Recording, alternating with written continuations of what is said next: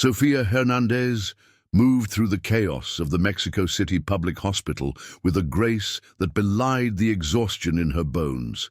For her, every life saved was a small victory against the indifference that corroded the city. Her path, from a young woman of humble origins to a respected head nurse, had been paved with sacrifices and a quiet determination. She was not a warrior, but a caregiver, a woman whose strength lay in her ability to feel the pain of others and offer comfort amidst despair. Her days were an endless succession of emergencies, a ballet of beeping monitors and the metallic smell of blood. But in her heart, she carried the hope of building a quiet life with her husband, Javier, the beacon that guided her existence. She was the calm in the eye of the storm, a presence that promised order where there was only disorder. Sofia's story is a reflection of the struggle of many, a daily battle fought in silence against a system that seems insensitive. It's about finding strength in adversity, about the love that drives us and the pain that transforms us. Before we dive into the event that changed her destiny forever, I ask that if this narrative already resonates with you, please help us reach our goal of 1,000 subscribers. Every subscription is a gesture that allows us to continue bringing stories like this. Comment what part of the world you're watching from. Knowing how far our stories travel gives us an indescribable encouragement to continue. Your interaction is our greatest support, and we are deeply grateful for everyone who decides to join our community and be part of this journey. Javier, her husband, was the other side of the same coin. While Sofía fought to mend the bodies broken by the city's violence, he battled to expose the rot that caused it. As an investigative journalist, he was driven by a thirst for truth that many considered dangerous, even suicidal. The couple's small apartment was always cluttered with piles of documents, newspaper clippings, and photographs that mapped the web of corruption involving a rising cartel and powerful government figures. He saw his work not as a profession, but as a sacred duty, a way to give a voice to those the system had silenced. For Sofía, every article he published was a mix of pride and a paralyzing fear that nested in her chest, a dark premonition she tried to ignore. Many nights, they would meet in their small kitchen, the only refuge from the chaos of their lives. Sofía would heat up dinner while Javier, his eyes burning with fatigue, told her about the connections he was making. "They're not just traffickers, my love," he would say, his voice low and intense. "They're businessmen, politicians. They're everywhere." In these conversations, their love deepened, forged not only in tenderness, but in mutual respect for their battles. She tended to his wounds, both the literal and the spiritual, and he reminded her that the fight for a better world, no matter how impossible it seemed, was worth it. They were two pillars supporting each other against the weight of a cynical world, believing that together they could withstand any storm. The Mexico City of the 2000s was a living, breathing, dangerous entity. The air vibrated with a constant tension, the beauty of its historic architecture stained by the shadow of organized crime. Corruption was like a fine, toxic mist that seeped into every crevice of society, from the police officer accepting a bribe in traffic to the multi-million-dollar deals closed in luxury boardrooms. For most, survival depended on not seeing, not hearing, and not speaking. Sofía and Javier, however, were incapable of closing their eyes. They saw the injustice in the faces of patients abandoned in hospital corridors and in the censored stories of the newspapers. They lived in a city that demanded complicity, but their hearts refused to bow to that demand. Sofía's worry for Javier was a constant shadow. In the hospital, she saw the direct consequences of the war he waged with words. Gunshot victims, families destroyed by cartel violence, young people whose lives were cut short.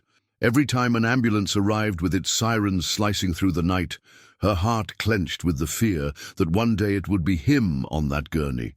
She was a keen observer, noticing the strange cars parked for too long on her street, the odd clicks on the telephone line. She warned him, begged him to be careful, but she knew that Asking Javier to back down was like asking the sun not to rise. His courage was the quality she loved most in him, and also the one that terrified her the most. The tension reached its peak on a Tuesday night. Javier came home with a feverish glint in his eyes, a mixture of triumph and dread. He held her tightly, his body as tense as a guitar string. "I got it, Sofía," he whispered against her hair. "I got the proof, the direct link between El Patron and the Secretary of Security." He opened his briefcase and showed her a series of documents, bank statements, and a compromising photograph. It was the key to dismantling the empire of corruption he had been investigating for years. "This is going to change everything," he repeated, the phrase hanging in the air, laden with a prophetic weight. In that moment, Sofía felt no joy, only the icy chill of foreboding, the certainty that they had crossed a line from which there would be no return. That night, sleep did not come. They lay, awake, talking in whispers, making plans for a future that suddenly seemed both brighter and more uncertain than ever. He spoke of taking a long vacation, of traveling to the coast, of finally starting the family they both wanted. She nestled in his arms, trying to absorb every word, every touch, as if she could save them forever. Looking out the window, the city lights seemed more distant, like stars in an indifferent sky. It was the last time they felt whole, the last night of a life that was about to be irrevocably shattered. The calm that preceded the most violent of storms had come to an end, and the dawn would bring with it a darkness from which Sofía would never escape. The next morning was born grey and cold, an omen Sofía felt in her bones. Javier left early with a hurried kiss and the promise of a special dinner to celebrate. "Tonight the world is ours," he said, and that was the last sentence she ever heard him speak. At the hospital, a sense of dread followed her like a second skin, a sharp anxiety she couldn't explain. Every siren sounded like a scream of his name. The confirmation of her fear came not by phone call, but by the arrival of 2 police officers at her door, their faces impassive, their words rehearsed. They didn't speak of murder, but of an incident. The word hung in the air, fragile and absurd, before shattering against the harsh reality that Javier was not coming home. That incident was the end of her world, the breaking point of her soul. The journey to the morgue was a blur of white corridors and fluorescent lights that hummed with indifference. The smell of antiseptic, once so familiar and comforting, now suffocated her. The coroner, a tired man with eyes that had seen everything, led her to a cold metal table covered by a white sheet. For a moment she hesitated, her hand trembling in the air.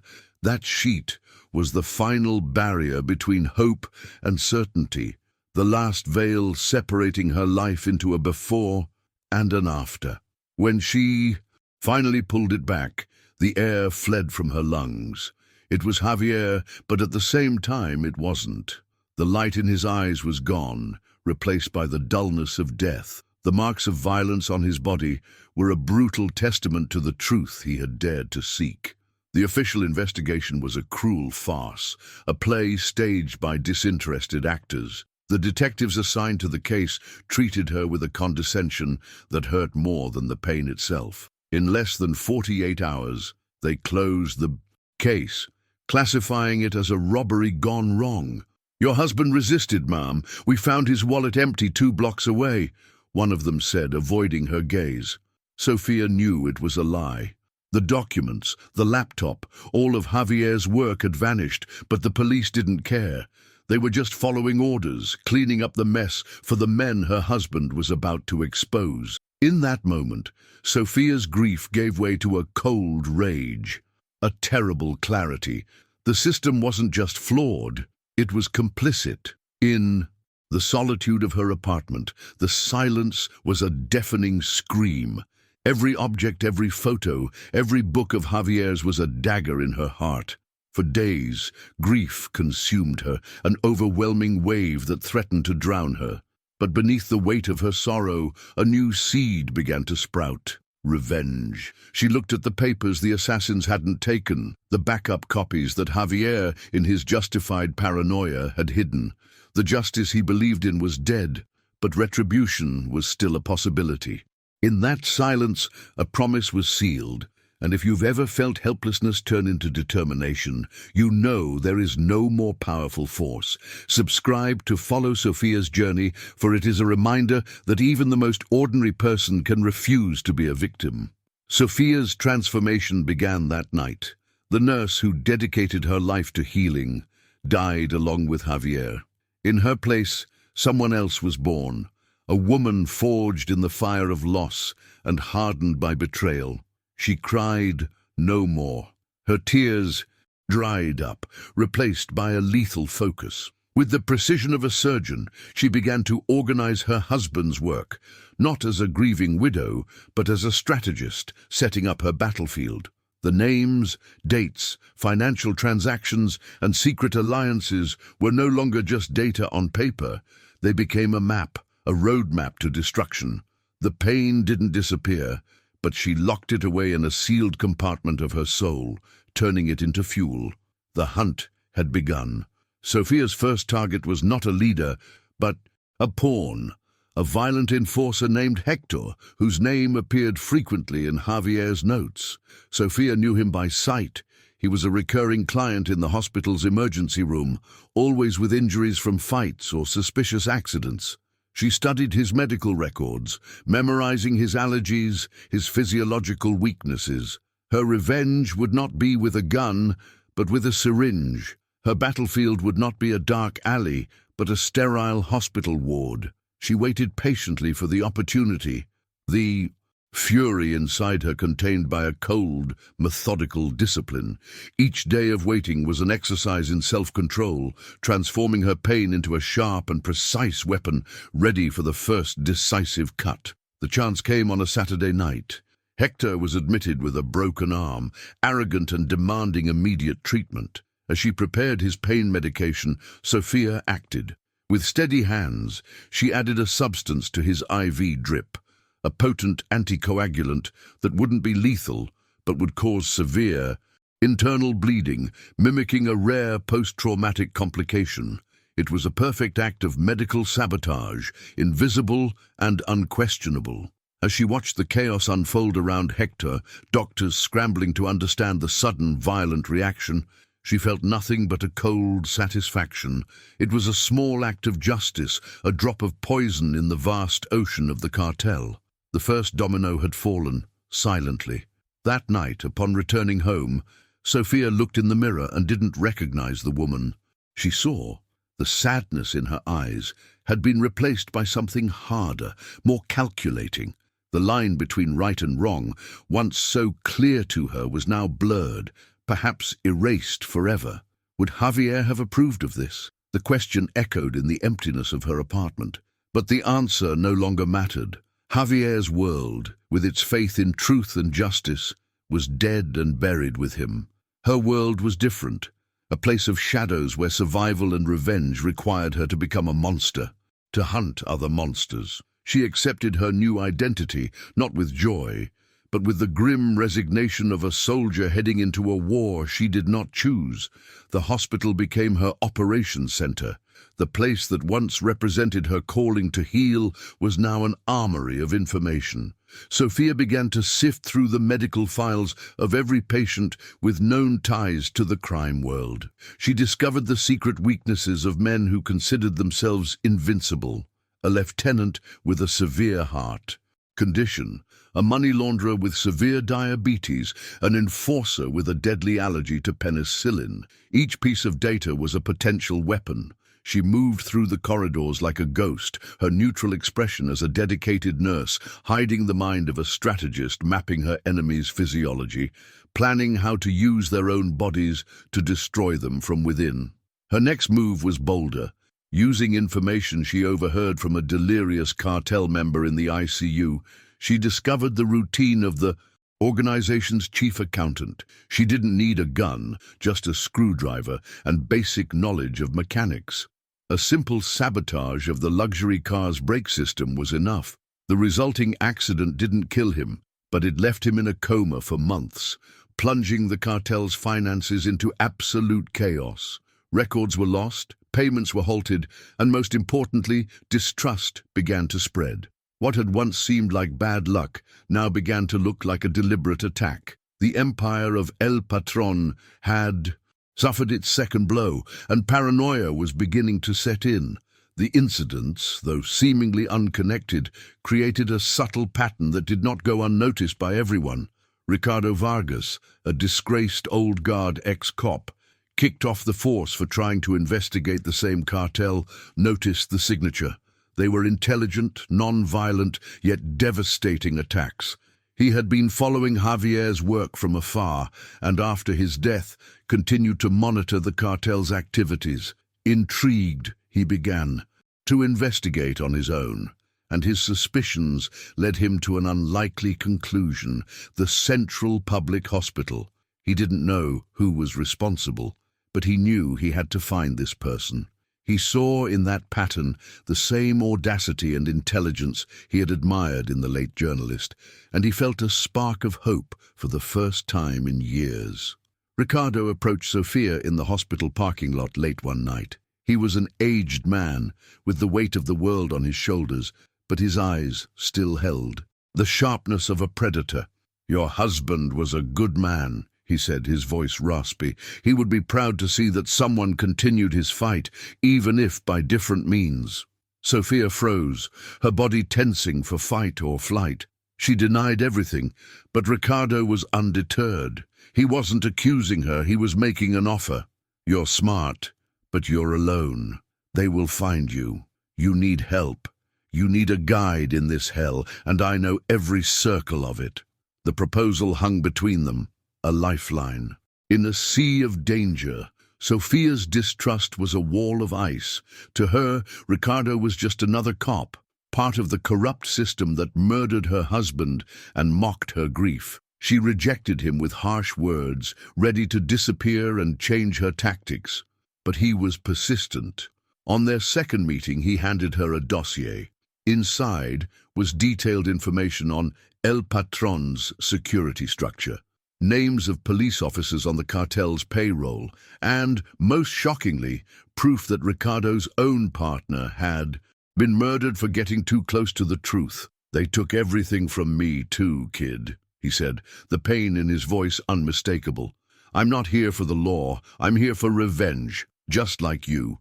The revelation broke through Sofía's resistance. She saw in Ricardo a reflection of her own pain, her own thirst for retribution. The alliance was sealed, not with a handshake, but with a silent nod, a mutual understanding forged in tragedy. Ricardo became her mentor, an unlikely father figure who trained her in the arts of espionage and counter-espionage. He taught her how to create false identities, how to lose a tail, how to use technology to her advantage. He transformed her raw anger into a focused weapon, teaching her to think not like a victim, but like a hunter. With Ricardo's guidance, her attacks became more strategic, targeting the cartel's infrastructure, not just its members. Their first joint mission was to target a corrupt customs official who facilitated the entry of chemical precursors for the cartel. Acting directly would be too risky.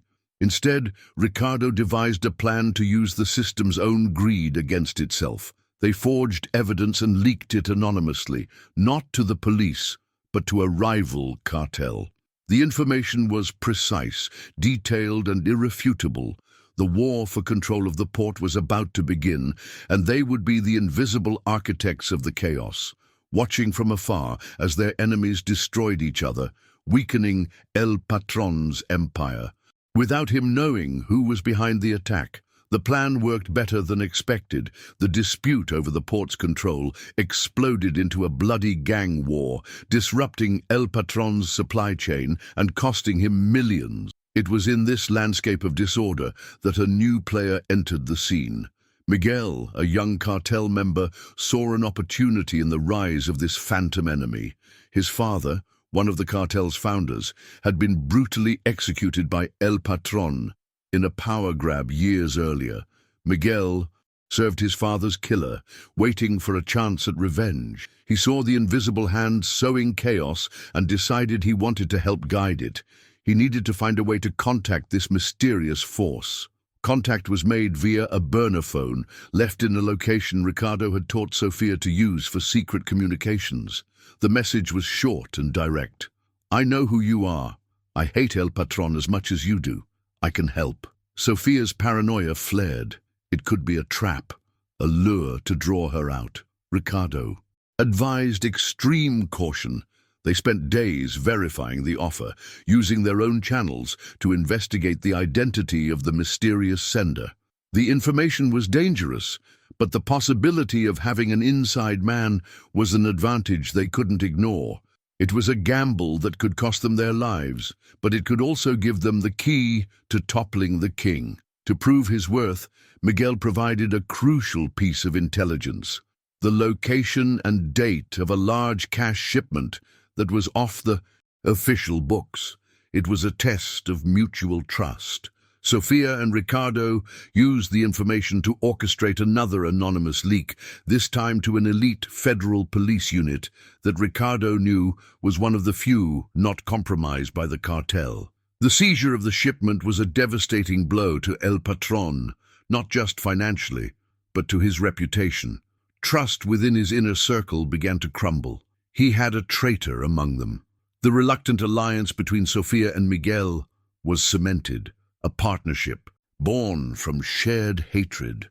El Patron, a man whose power was built on absolute control and fear, finally realized he wasn't dealing with common rivals. The attacks were surgical, intelligent, and humiliating.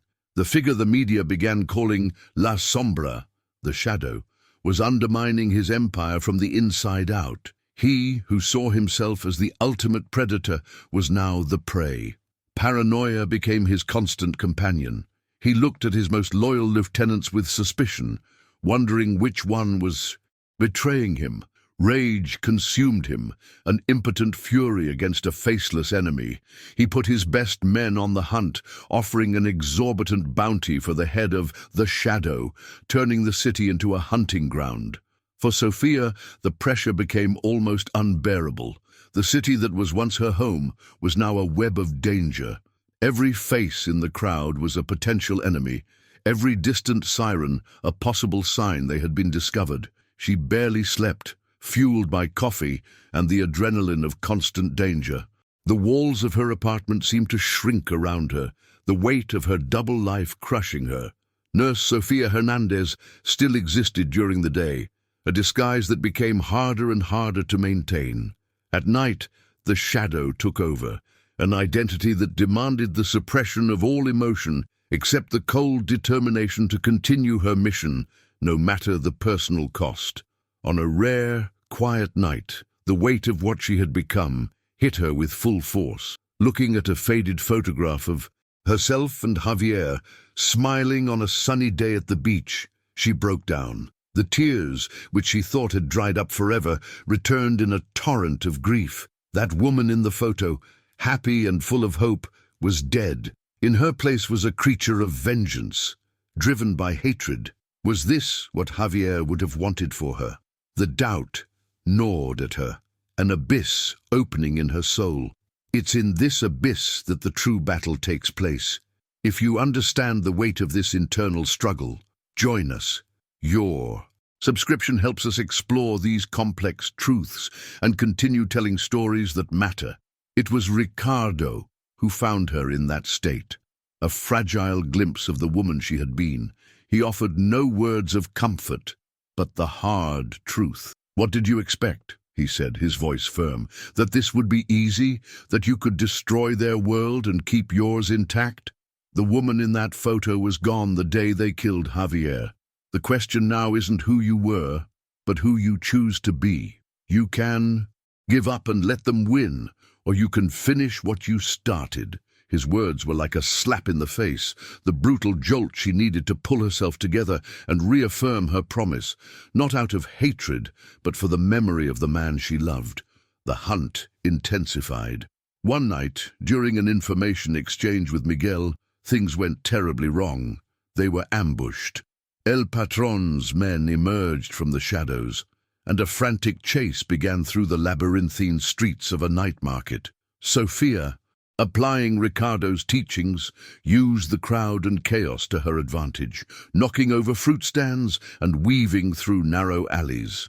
The sound of bullets ricocheting far too close was a constant reminder of how near she was to death. She managed to escape by a hair's breadth, her heart hammering against her ribs, the metallic taste of fear in her mouth. The experience left her shaken, but also more determined.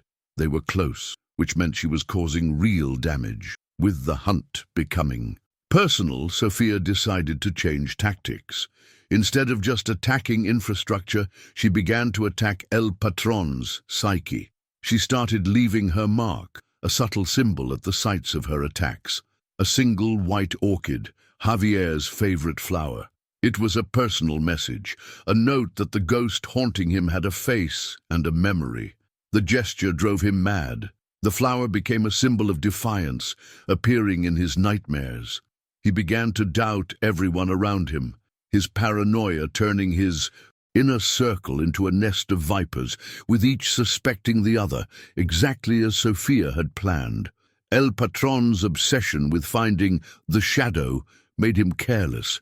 He, who had always operated from the shadows, began to make mistakes, to expose himself in his frantic search for answers. His brutality increased, alienating allies and creating more enemies within his own organization. He was so focused on the ghost that he didn't see the real conspiracy forming right under his nose. Sofía, Ricardo and Miguel exploited every mistake, every slip-up, using their enemy's rage as a weapon against him. The king was destabilized, his throne was trembling, and the stage was being carefully set for the final checkmate that would bring down his entire corrupt kingdom. The golden opportunity came through Miguel. El Patron and his main political protector, the Secretary of Security Javier was about to expose, would be together at a public event, a grand charity gala hosted by the Secretary himself. It would be a high-security event, attended by the city's elite. It was impenetrable, but it was also the perfect stage. Miguel provided the layout of the venue, the security schedules, and most importantly, a way to insert Sofía into the event's catering staff. It was a unique chance to have the two most powerful and corrupt men in the country in the same place, at the same time, vulnerable. The plan was the most audacious they had ever conceived. It was not about violence, but total exposure. The goal was to hack into the ballroom's security system, replace the scheduled slideshow for the evening with a digital dossier containing all the evidence Javier had collected, along with new evidence they had compiled, and broadcast it on all the screens at the height of the event. The public humiliation would be the final blow, exposing the rotten alliance for the whole world to see. It would be an act of calculated chaos, designed to implode the network of corruption once and for all. The risk was absolute. If they failed, death would be the mildest consequence. The preparation was intense. Ricardo trained Sofía for the role, teaching her how to move, speak, and serve, as if she had done it her whole life. She needed to be invisible to security, yet memorable enough to get close to the targets, if necessary. She studied the faces of every important guest, memorized the escape routes. The transformation was more than just a disguise. It was a complete immersion into a new identity. The nurse, the widow, the shadow, all these versions of herself needed to merge into a single flawless performance. Her entire life had been reduced to this single moment, this single night. On the eve of the event, the three of them convened one last time through their secure channels. The plan was reviewed, every contingency considered. There was a heavy silence between them, the understanding of what was at stake. For Sofía, it was the culmination of her painful journey. She looked out at the city from her window, the metropolis that had given her so much love and taken everything away. She was about to step into the heart of the beast, to risk it all for the chance to avenge her husband and burn their world to the ground. This is the courage that defines a legend. If you are ready to see the conclusion of this hunt, make sure you are subscribed, because what comes next is unforgettable. The decision was made. There was no turning back, no more doubts. The woman who looked at her reflection in the dark window pane was no longer just Sofía Hernández. She was the embodiment of a promise, the instrument of a justice the system refused to deliver. She adjusted the simple uniform, the final piece of her disguise. Inside it, however, beat the heart of a strategist, a survivor, a revenger.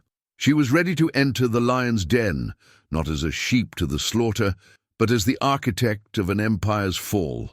The night was about to begin, and with it, the storm that Sofía had become. The ride to the luxurious ballroom was silent. Ricardo dropped her off a few blocks away, a final look of encouragement exchanged between them. "Remember the plan. No emotions, just the objective," he said. She nodded. The calm she felt was almost supernatural. She blended in with the other staff, her fake ID passing the first security check without issue. Inside, the contrast with her own life was stark. The glitter of crystal chandeliers, the clinking of champagne glasses, and fake laughter. This was the world Javier fought to expose, a world of opulence built on the pain and suffering of countless victims, and she was there to make it crumble. She began her work, serving drinks, moving efficiently among the guests. Her eyes, however, were always scanning the room, mapping the cameras, the guards, the location of her targets. She saw the Secretary of Security, a man with a charismatic smile and a shark's eyes. And then she saw him. El Patron. He didn't look like a monster. Dressed in an expensive suit, he was charming, laughing, shaking hands with politicians and businessmen. The sight of him, the man who ordered Javier's death, did not spark hatred, but a cold focus. The time was approaching. She needed to get to the media control room. Miguel, working as a sound technician, gave her the prearranged signal. A brief power outage in one section of the ballroom, creating the perfect diversion. As security moved to investigate, Sofía slipped down a service corridor, her heart beating a controlled rhythm. Every step was calculated, every shadow her ally. She felt the weight of her journey in every fiber of her being, the pain, the anger, the unlikely alliances and the moral lines she had crossed had brought her to this corridor, to this door. Behind it lay the chance to end it all, the chance to finally give meaning to Javier's death. The media control room was small, lit only by the glow of multiple monitors. A single technician, absorbed in his work, had his back to the door. Sofía moved with the stillness of a predator. She didn't carry a gun, but in her pocket was a cloth soaked in a fast-acting sedative stolen from the hospital.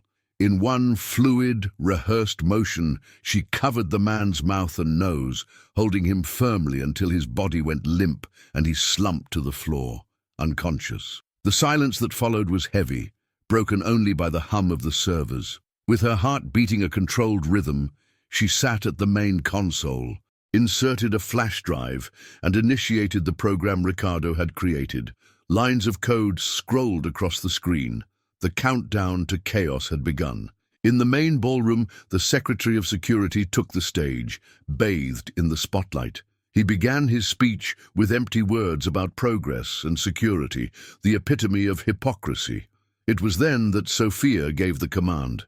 The stage lights flickered, and the enormous screens behind the politician went black, plunging him into a momentary darkness. When they came back on, the smiling image of the secretary was replaced by a bank statement showing a multi-million-dollar transfer from a cartel shell company. Next, a photograph of Javier, followed by documents from his investigation.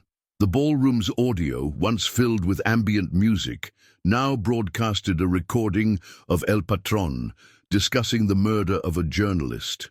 The shocked silence of the elite was absolute, a sonic vacuum before the explosion of panic. The reaction was instant and chaotic. Murmurs turned into shrieks of disbelief and fear. Politicians and businessmen, whose names also appeared in the documents, scrambled for the exits, their faces pale with terror. The Secretary of Security stood frozen on stage, his career and freedom evaporating before an audience of hundreds. The security guards, caught off guard, ran directionless, unsure whether to protect, arrest, or flee. Amid the pandemonium, El Patron remained motionless. His anger was a visible force, an aura of violence emanating from him. His eyes weren't on the screens. They scanned the crowd, the corridors, the exits. He wasn't thinking of escape. He was hunting. He knew instinctively that the shadow was there. As Sofía prepared to leave the control room and follow her escape route, the door opened. It was him. El Patron stood in the doorway, his impeccable suit contrasting with the primal fury in his eyes. There was no surprise on his face, only the grim confirmation of who had orchestrated his downfall. He studied her, the ordinary-looking woman in a server's uniform. He didn't recognize her, but he saw the strength and defiance in her eyes. "So, the ghost has a face after all," he said, his voice dangerously calm. "You've caused a lot of trouble, destroyed decades of work. I need to know who you are before I kill you." The threat hung in the air, as real and palpable as the man before her. This was the true confrontation, not of fists or bullets, but of wills. He approached her, the personification of all the evil that had destroyed her life. "It was for the journalist, wasn't it?" he taunted, testing her. He was weak, cried at the end, begged for his life, calling for a woman. Sofía, that was the name. Every word was a knife, designed to break her composure, to drag her down to his level of savagery. He wanted to see her suffer, wanted her victory to be tainted by pain. But the woman before him was no longer the same Sofía. She stared back at him, her face a mask of cold serenity, absorbing his venom without flinching. Her silence was her most powerful weapon, a denial of his attempt at control that infuriated him even more. Her transformation was complete.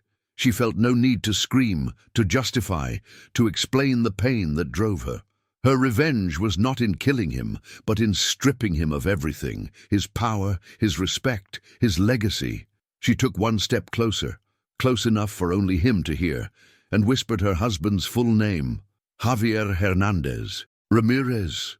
It was enough. Realization dawned on El Patron's face, the understanding that the seed of his destruction was planted the moment he underestimated the love of an ordinary woman. With that, Sofía pressed a small button in her pocket. The fire alarm blared and the ceiling sprinklers erupted, plunging the confrontation into even greater chaos. In the confusion, she turned and vanished. Left alone in the drenched corridor, El Patron watched his world fall apart. The alarm, the water, the screams all became background noise. His aura of invincibility was shattered. When he stumbled back into the ballroom, he saw that the police and the important guests were gone, but others remained. His rivals, his ambitious lieutenants, the men who once feared him, now looked at him like wolves surrounding wounded prey. Power abhors a vacuum. In that instant, he knew the police would not arrest him because he wouldn't live long enough for a trial. His sentence would be carried out there, in the hall of his greatest triumph, by the hands of the monsters he himself had created. Sofía's revenge was complete, not by her hand, but by the inevitable gravity of his own world. In the days that followed, Mexico was shaken to its foundations. The public exposure of the alliance between the cartel and the government triggered a domino effect of arrests, resignations, and investigations. The Secretary of Security was arrested, and the chaos in the criminal underworld was even greater, with a bloody war for El Patron's vacant throne. From a cheap hotel room in a border town, Sofía watched it all on the news, an anonymous spectator to the fire she had started. She had succeeded. She dismantled the organization that killed her husband, broke the spine of the corruption he fought so hard to expose. The chaos was her masterpiece, a violent purge of a sick system. Her revenge was complete, but victory didn't bring the peace she had hoped for. only silence. With the end of her mission, the adrenaline that had sustained her for so long dissipated, leaving behind an overwhelming emptiness. Revenge had been the axis of her existence, and now, without it, Sofía was adrift. She was no longer a nurse, no longer a wife, and no longer the shadow. She was just a woman with a past that would haunt her forever and a future that was a frightening blank page. Victory did not bring Javier back. It did not erase the memories of violence, nor did it wipe the stain from her soul for the lines she had crossed. She received one last message from Ricardo. "You did it, kid. There's a new identity waiting for you. Disappear. Live." But how could she live when the person she used to be no longer existed? In a dusty bus station, waiting for the vehicle that would take her to her new and uncertain destiny, she watched the world move on. A newspaper discarded on a bench reported the ongoing political turmoil. Javier's name now hailed as a posthumous hero. Nearby, a young couple embraced, whispering promises, a painful echo of the life that was stolen from her. For a moment, a wave of sadness hit her, a longing for simplicity, for love, for normality. But there was no regret. She accepted her fate. Her journey had not been about finding happiness, but about ensuring that the evil that took everything from her did not go unpunished. She paid the price with her identity, her peace, her soul, and she was at peace with the trade. Sofía Hernández disappeared forever, becoming a whisper, an urban legend. To the world, the shadow was an unsolved mystery, an agent of chaos who exposed the rot and then vanished. Her actions sparked an endless debate. Was she a hero or a terrorist, a vigilante or just another criminal? The truth, complex and grey, is that she was necessary. In a country where justice was a commodity and the law served the powerful, she became a force of nature, proving that even the most ordinary person, when pushed to the limit, can topple empires. She did not bring peace, but the chaos she sowed was an agent of change, forcing an open wound to finally be cleansed, however brutally. Sofía's story ends here, a solitary figure who sacrificed herself on the altar of revenge to achieve a form of justice. Tales like hers force us to question the limits of morality and remind us of the extraordinary strength that can arise from the deepest pain. She is gone, but her legacy is a permanent shadow that hangs over those who believe they are above all consequences. If this journey has impacted you and made you reflect, your subscription to our channel is the greatest support we can receive to continue finding and sharing such powerful stories. We are immensely grateful for you joining us until the end and for being a part of this community. Your presence here makes all of this possible.